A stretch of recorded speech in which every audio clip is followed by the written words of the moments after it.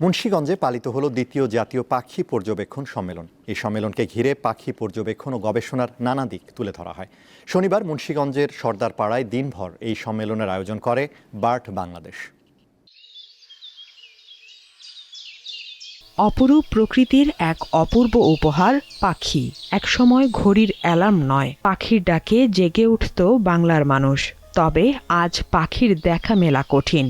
প্রাকৃতিক ও মানবসৃষ্ট কারণে পাখিদের আবাসস্থল ধ্বংস হয়ে যাচ্ছে।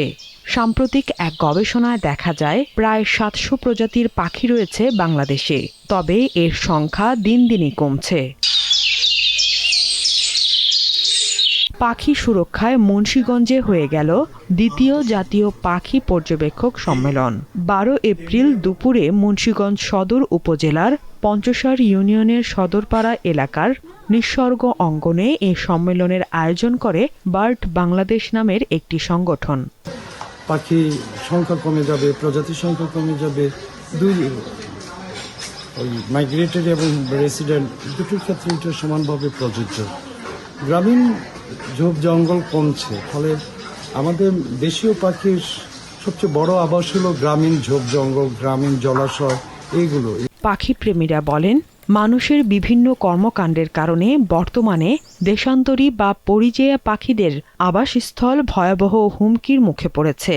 বন উজাড়, পানি দূষণ, আবহাওয়া পরিবর্তন ও উপকূলীয় এলাকায় পরিবেশ ধ্বংস করে উন্নয়ন করার কারণে পাখিদের আবাসস্থল মারাত্মকভাবে সংকুচিত হয়েছে।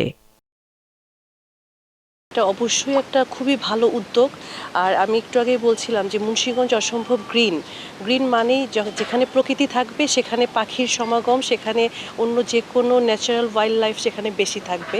তো এই ধরনের ইনিশিয়েটিভকে অবশ্যই আমরা স্বাগত জানাই এবং অনেক দিন থেকেই বাংলাদেশে কাজ হচ্ছে এবং যার পুরোধা ওনারা যারা আমাদের শাহজাহান ভাই সহ অন্যান্য যারা আছেন, আমরা এটাকে স্বাগত জানাই এবং আমরা জেলা প্রশাসন বা আমাদের প্রশাসনের পক্ষ থেকে যেটা বলতে পারি যে আমরাও যখন যেখানে যাব আমরা পাখি সংরক্ষণ বা ওয়াইল্ড লাইফ সংরক্ষণ নিয়ে আসলে আমরা সবসময় কথা বলি এবং ভবিষ্যতেও এই বিষয়গুলো নিয়ে আমরা কথা বলব।